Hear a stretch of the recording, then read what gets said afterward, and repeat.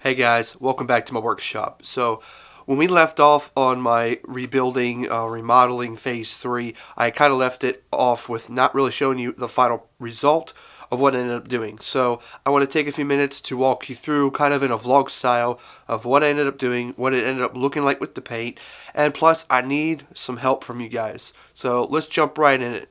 Okay, so I'm taking you back in this section. As you can see behind me, this is the painted section that we were working on. It's all painted now. In the video, I didn't end up having it painted, but it's painted now. So it didn't take me very long to do it.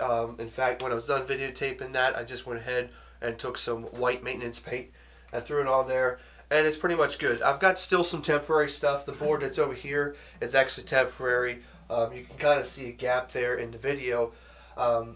That's just temporary because obviously I need to take that off to do some plumbing later down the road, because I decided to leave the water heater where it is right now. Same thing on the sink.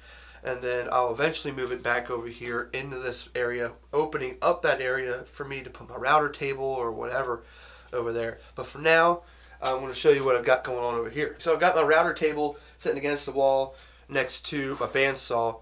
And from watching my other videos, the bandsaw is not different. It's in the same place it was in all those other videos. So that gives you a little bit of an idea of how this is actually laid out.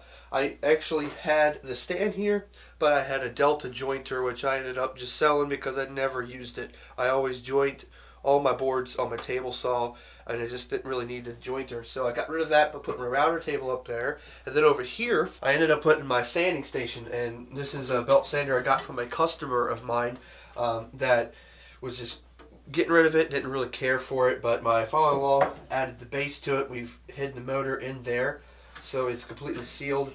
And with this setup between my sander and my router table over here, I'm going to have this little space here, and I'm going to have a vacuum there so I can switch between the two to suck it up, and it works pretty good. And so far I've kept this place nice and clean. It's really nice. I've got moving room. Before, it was always really tight in the shop. But half of the reason why I was so tight was because I just didn't have a lot of space. The shop is already really small as it is. So by doing this and kind of moving stuff into that little cubby hole, a little closet, you could call it, it's really opened up a lot of space here on the floor. But it's presented me with a new problem, which I kind of discovered today. I don't have any wood storage in my shop at all. Except up there, which really isn't the best.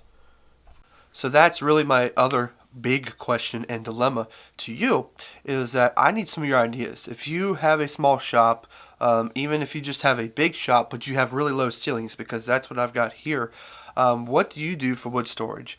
I've got this area near my door entrance into my shop that I've kind of let accumulate some of my sheet goods, and I think for now that's going to work out for that. But for the stuff I just showed you that it's laying on the floor, it's a little difficult to lean out against the wall because they're longer than the wall is tall. So I need your ideas. I've got a shelf with some stuff up there. It's okay. The only problem is obviously it's collecting dust. Those boards have gotten terribly warped because of the moisture here in my basement. So I've even thought about finding a different place in the house to do this, to put this wood storage, but I kind of like to keep everything in the same place. So what do you do for wood storage? And most of all, how do you keep it out of your sight? Because I don't want to see it and feel like I'm going back to what I had. I had, if you remember in episode 1, I had a wall full of just wood that accumulated over the years. And it just turned into a nightmare trying to go through it all the time.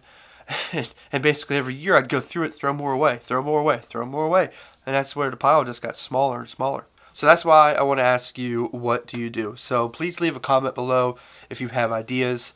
And if you've got some ideas that are beyond the wood storage, just different shop ideas would be great. A viewer in my last video commented about using the back side of these two doors that I made to put some spray cans. Well, I've got kind of a shelf for that already, so I'm going to probably not do that, because mainly I don't want to be getting in there a lot. It's always closed off, always sealed off, so I don't want to have it accessible.